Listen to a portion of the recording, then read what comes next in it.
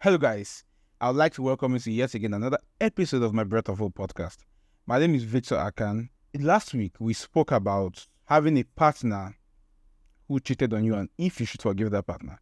And this episode rises off the assumption that, you had a partner who cheated and you are willing to walk through the forgiveness process with that partner, right? And if this is you, thank you so much for joining.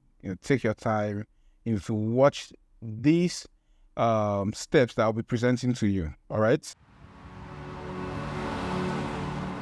Now, before we go into the steps, let's point out something very important. A lot of times, a lot of us stay in relationships not because we are willing to walk through forgiveness, not because we are willing to walk through forgiveness, but because we just want to find ways to punish this person for cheating on us. And what that looks like is this: somebody cheated on you, you feel hurt, you feel all of those emotions, and then you go ahead to say, okay, you know what? Let me deal with this guy small, or let me deal with this lady small. For men, they'll say, you know what? I'm not going to marry her. Let me waste her time, and then she'll probably see an invitation card of me getting married to somebody else. But for the lady, she'll be like, let me build this guy very well.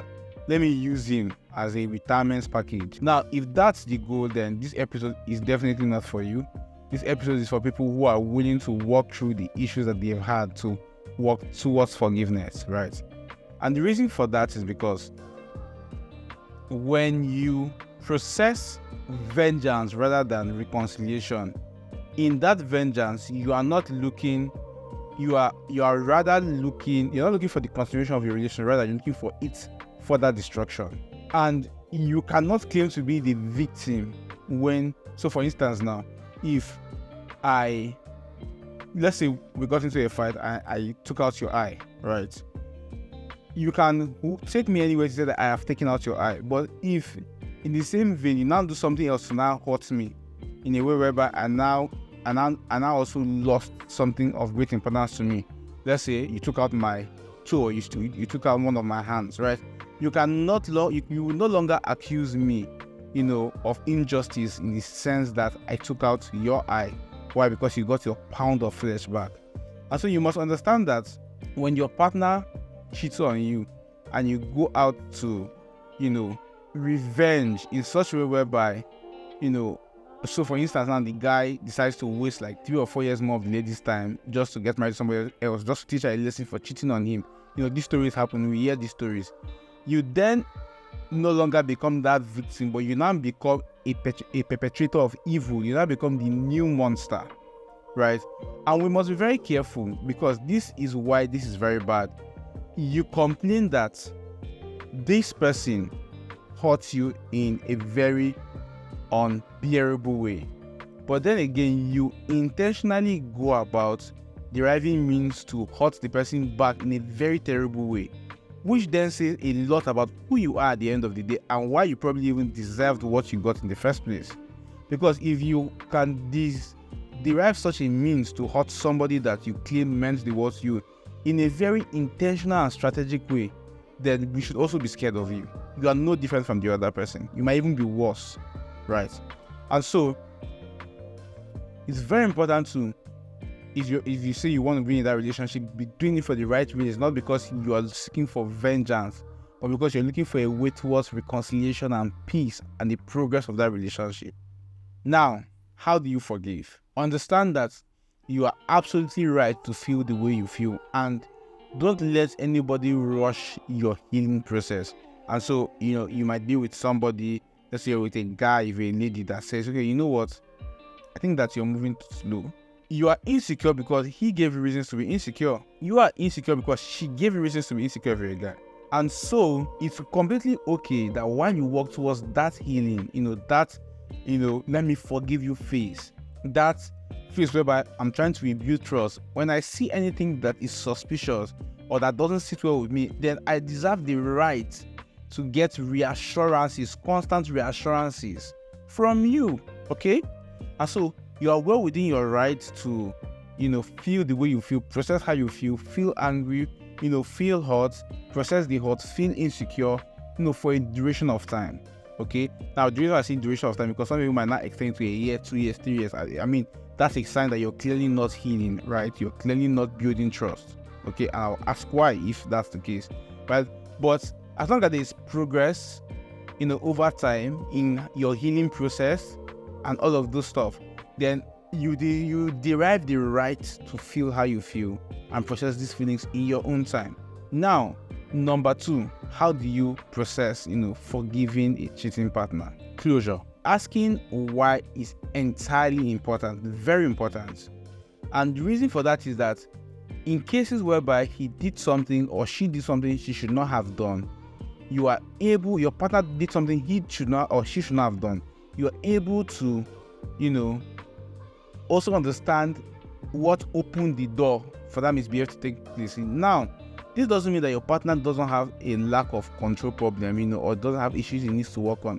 It just means that you're trying to tighten the door to make it to clear any loophole. So, for instance, now a woman, neglects her husband, right, in a very sexual way, in a very in a way whereby she doesn't even give him attention. Let's say she gave birth to kids, she doesn't give him any atom of affection. All her attention and affection just went to the kids, and then somebody else gave the man some level of attention and affection, right? Although something that communication could have solved in the marriage, right, which both of you could have basically handled it.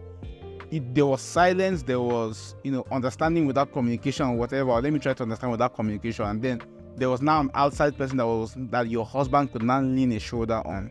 Okay, and so while your husband still knows that I should not have done this, but it's a clear signal that we need to work more on being there for each other. We need to work more on communicating our feelings at every given point in time. And so you have that loophole that needs to be fixed, even as your husband is working on his mess up. So you have all of those instances in the sense that, and that's what closure does, in the sense that I can pinpoint why you cheated. And sometimes the guy might not have any reason. It might just be that, he's a dog or something, right? It could be that. But it helps you pinpoint why exactly he did what he did. Number 3, it's going to be something that you probably don't want to do, but is necessary for you to do. You guys need to get in a space together to figure things out. When a partner has cheated on you and you're trying to process forgiveness, sometimes the desired step would be to process forgiveness away from each other. Sometimes it is counterintuitive because the more you spend away from each other, the more you really want to be away from each other sometimes, right? But what you actually need to do sometimes is to get yourself together in an enclosed space for like a day or two sometimes, right? Or even 3 days, where you guys discuss these issues. You are then allowed to express raw emotions of, bitterness, rage, tears, and all of those stuff.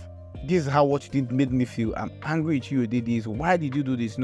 Basically pouring out how you feel, your rage, your great sadness, pouring out all of these things to him or to her. And it's very important because then in that moment of isolation, in that environment of isolation where your partner is separated from the rest of the world, he's able to come face to face to the consequences of his or her lack of self-control, in the sense that I hurt my partner this way, and he's able to find ways. You guys are able to discuss ways on how to go about, providing a solution. What are the reassurances that your partner needs to ensure that this will not happen again? You guys need to now, in that isolation, come up with a plan. Locking yourselves up gives you guys the exposure, gives you guys the ability to express your pain and also find some level of structure to build yourselves up again, and maybe even find that reconnection that you guys might have lost. Now, something else that helps is couple therapy. A lot of times, therapists perform magic in the sense that they bring clarity to your relationship, they bring clarity to yourself. Sometimes you're not even sure of the cause of why your partner cheated. When the therapist begins to ask series of questions, you can now trace it. And so sometimes therapy brings clarity. Sometimes it could be something from your past, a trauma that you never dealt with that opened the door towards you, having that one time, slip up. Sometimes it could be that. So a lot of times therapy helps. each partner is able to express themselves freely without interruption. So therapy also shows a sign of willingness from your partner, that is the partner that messed up, shows a sign that he's willing to go through, especially if he's a man, because men hate to process their emotions. So when a man is actually willing to go to therapy, just to show how sorry he is, sometimes it's proved that he's actually really sorry and he's really remorseful. Another point is accountability. Now, if you were caught cheating, this is not the time to start changing the password for your WhatsApp or your phone or whatever. This is the time to be more transparent, to be more open, to reassure your partner that you are willing to walk through it. You have nothing to hide, because imagine that you caught somebody, cheating today, and the next week the person has changed password. You'll be like, what else is the person hiding? So transparency and accountability is very important. You must be as open as a book. You must be as transparent as possible. You must be accountable in every way possible, in such a way whereby your partner, does not have a reason to now say, why are you becoming more secretive and things like that. Does not have more cause to worry. And you must understand that at that moment in time, as someone who cheated, the top priority is to help your partner through their insecurities, especially if these insecurities had started after they had caught you.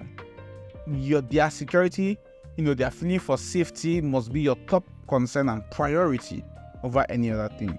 Also, learn to communicate about how you feel at every given point in time. So, when he does something else that is raising suspicion, or when you try to remember what he did, and you need to express or vent about it, then communicate how you feel in a very respectful way. Communicate how you feel, and you guys should work around ways to always be open, communicate your emotions, and work through your emotions and healing together. All right. Another thing that you could do, very importantly, you should write down a list of things that your partner is good at. Okay, what are some of the reasons why you love him? What are some of the things that he does that makes you appreciative? What are the reasons why you fell in love with him? And of course, if this is a man, what are some of the reasons why you fell in love with her? Or remind yourself of these reasons. Write it down if you must. Refocus your mind on some of these other reasons. Remind yourself about the woman or the man that you fell in love with. Focus on those reasons. If you're married to the person, remind yourself why you married this person. Remind yourself, refocus your mind, change your mind to the things you actually love about the person, and magnify those things instead of their mistakes. Okay? Now, lastly, pray. There's a place in the Bible that, where it says that, God is close to the brokenhearted. He hears their cries, right? You must understand that when you talk to God, when you express your raw emotions before God, God is close to you because He cares about you, right? And so, in the moments where you are praying and you're crying and talking to God, there is some sort of comfort that comes. There is some sort of healing. There's some sort of shielding to your heart that comes. There's some sort of clothing that you feel. There's some sort of embrace. So cry, express yourself, pray to God with the assurance that He hears you and is willing to comfort you, because the Bible says that He's close to the brokenhearted. Okay?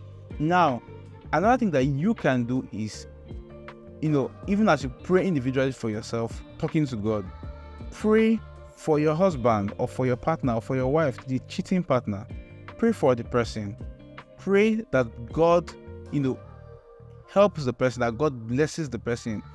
Pray for the person in such a way whereby you are giving them sent forth. There's a way you pray for somebody where you're giving the person sent forth. Pray for them from the depth of your heart. A little secret about forgiveness, a lot of times, that when you pray for people, it's easier to forgive them. Pray together with that person for your relationship. Pray for the progress of your relationship. Pray together, partner together in prayer for your relationships. And with these few tips of mine, I hope that this, will actually help you to foster a stronger relationship and, help you through the process of forgiving your cheating partner, right? And move on to the next phase, which is a phase of more trust, intense trust, intimacy, and communication. All right. Thank you so much for staying this far with me. Have a lovely day. Bye.